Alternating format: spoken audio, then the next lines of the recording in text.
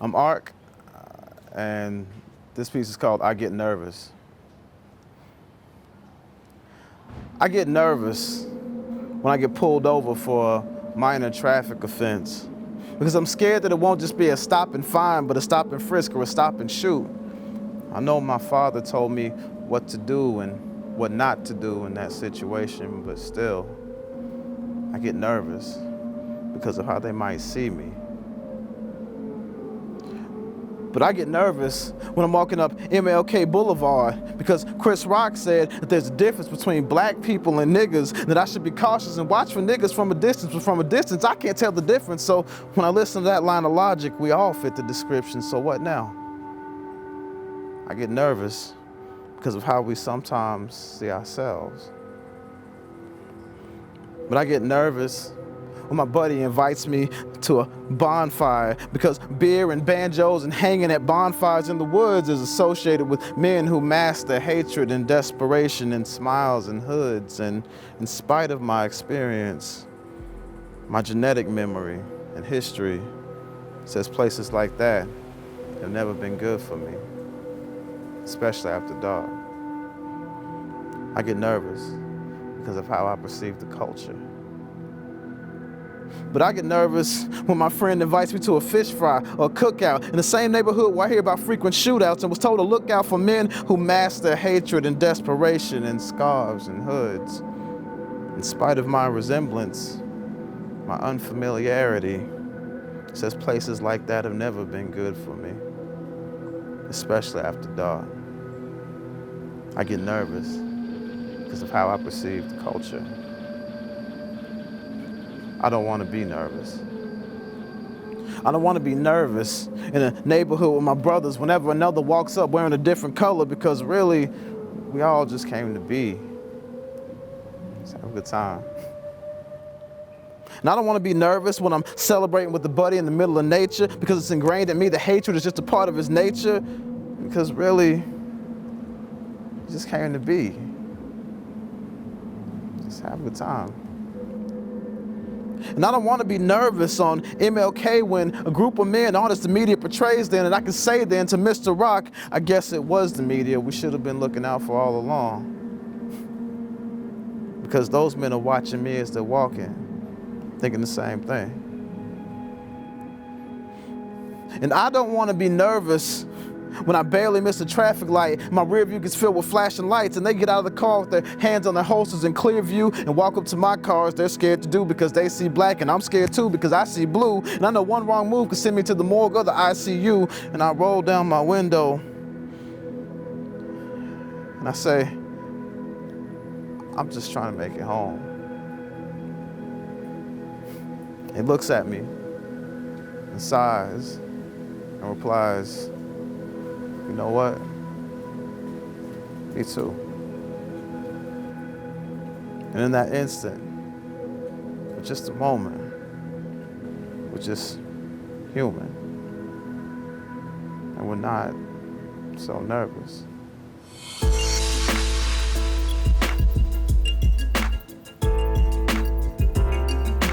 So in your own words, who are you? I'm Ark. I'm Michael Twitty. I'm a poet, dad, pretty boring guy all the time. You know, love of words, truth, and all that. Cartoons. You know. Diverse palette. Yeah, you know, it's delicious. But, So how did you first come into poetry? I first came into poetry, I'd say in school and in high school, middle school, I used to write a little bit. In high school, I wrote longer stuff. And when my son was born, actually, when I was in high school, and I wrote a long poem about that, and it was, you know, I let some people hear it and they liked it. I kind of started getting into it a bit more. That's how I got into it. Just kind of, it gave me this, I was taught not to talk a lot when I was younger, so it gave me this voice that I didn't know I had. So. So chiming off of that, at what point did you either realize or begin to self-identify as a poet? Stripping wasn't going too well. Wasn't working out, knobby knees, and I think really within the last few years, I came into some circles of people. I saw poets doing it, and I really don't think I ever called myself a poet until other people started saying you're a poet. And then it was like, oh, okay, tribe, fam, But yeah, I think that's when I kind of started claiming it, started owning that, whatever it is, it felt right. So, yeah. So, in your own words, then, what does it mean for you to be a poet? For me, being a poet,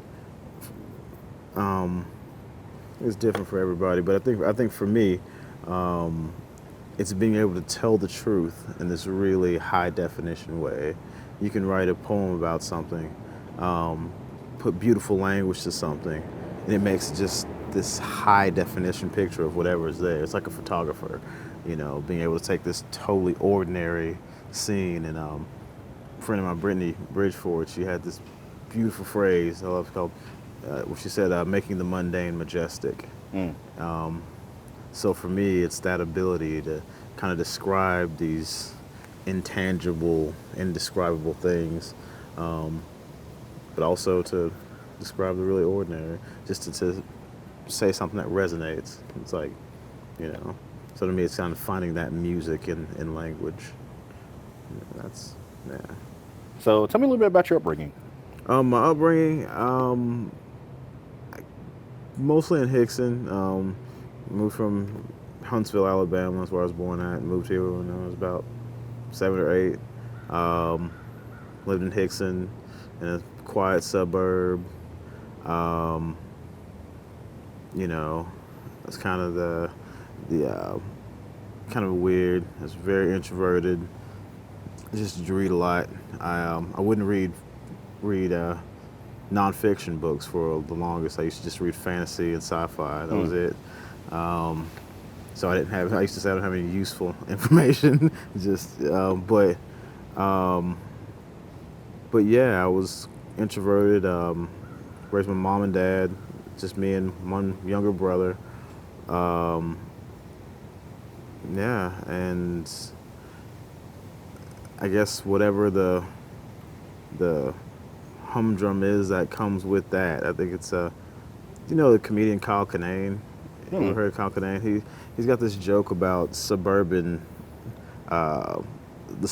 struggle, which it's funny. I think, but he's saying there's a certain, when you come from this kind of blah, your struggle, you don't have like the hardships of people in some settings, and you don't have it's just kind of just in the middle. Right. And that's the way I kind of grew up. So I wanted to have a life less ordinary, And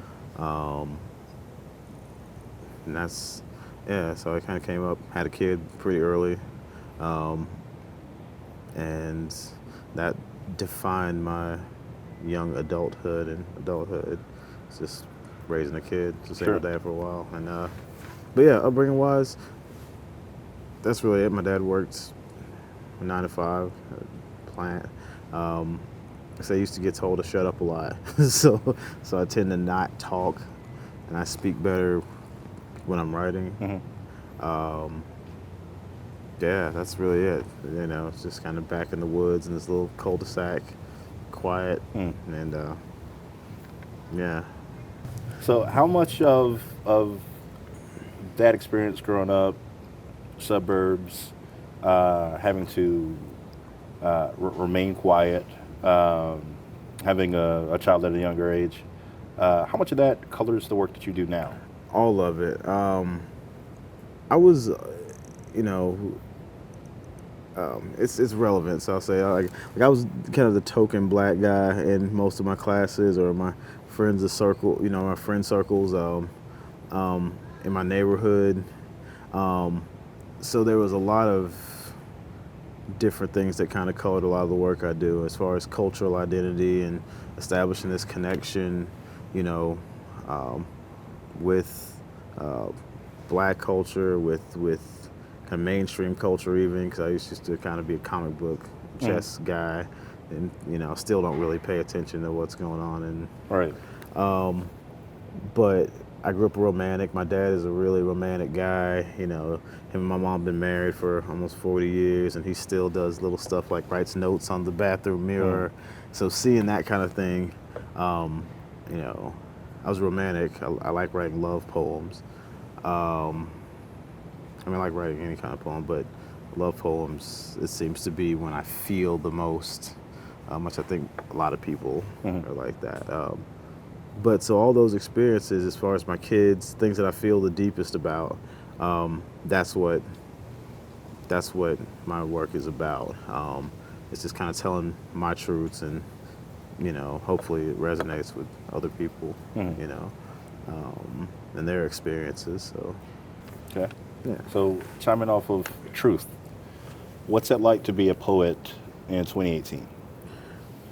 It's exciting for me because, like I said, I have a 9-to-5 job, which I think a lot of people do, but that was the end goal when I was younger. Just get a good job, or at least a pretty good job that I don't hate enough to kill myself, and work there until you die or you retire. And I really, creativity and all that kind of thing, and artistry were really just outside of that box. Sure. So for me, being a poet in 2018 is awesome. I didn't realize that, for one, the poetry and artistic community here existed. I didn't realize it was a community at all until the last few years. Then meeting people like yourself and some other artists around the city, Erica Genesis, just seeing people embrace this creative fire and kind of bring it to the stage and light up whole rooms and buildings and things with it. It's incredible. It's incredibly exciting for me.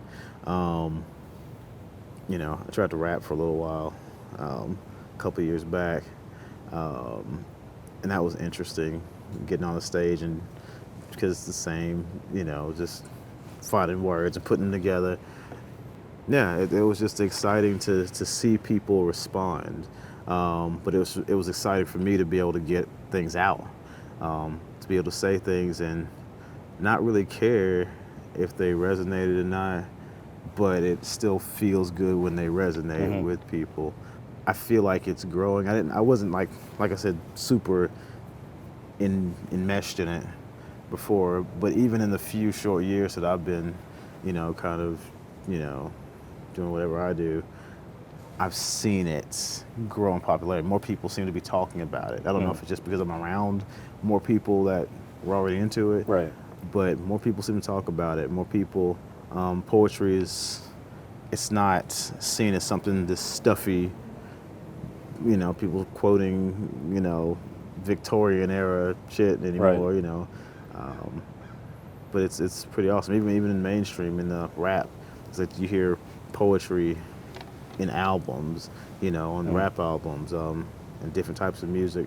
So yeah, it's pretty awesome. Just seeing those lights come on, people, Right. people able to speak that and tell their stories in these creative and amazing ways. What are some of the biggest things that you've learned about yourself through poetry? I've learned how to fail at something, and still keep doing it. I've gotten on stage a couple times and really just screwed up, and I've always had this big phobia of just freezing up, and it happened a couple times, and I almost shit myself, but can I say that? Yes. Yes, you can. Okay. All right. I think I've learned the how to appreciate the details and things a lot more. Um, Poetry's taught me this beauty even in the struggle, even in the ugly parts, which I mean that's kind of cliche to say, I know, but it's true. It's this being able to take something inanimate, one of the bricks, and then us being able to make that a metaphor for something intangible. I'm starting a workshop, kind of for people dealing with different types of addiction.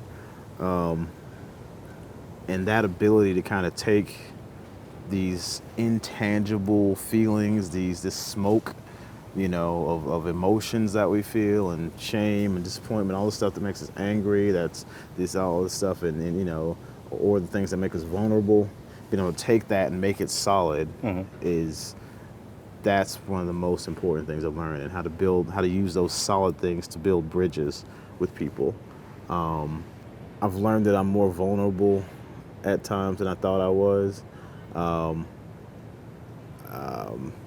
There's been stuff that I've written out and I didn't know it until I wrote it. That I cried about. I wrote something about my son a while back, and it's just kind of these feelings that you pack down, and you push them back and you forget about them, or you try to forget about them, or you try to push them away, with regrets or whatever. And when I write it, I can face it, and I feel like it's giving me this ability to see myself and the rest of the world with a bit more clarity, without taking the edges off of it. If it's gonna cut, it's gonna cut. If it's not, it won't. But yeah, I think I've learned that anything is poetry. It makes life so much more beautiful to me. I used to be an angsty kind of teenager sitting around, emo about shit, whining about stuff. Being able to put things into poetry, even the complaints, even the things that I thought were shitty, it made them beautiful, for me. And it's just like, oh, okay, I can appreciate where this fits now, in the whatever it is, the grand design, or in my life, in my life lessons. Yeah. So. Chiming off of that, what are you most proud of in your life as a poet? Right now, I'm most proud of. I always got a hard time with questions like that because I don't want to sound. That's why I asked them. Touche.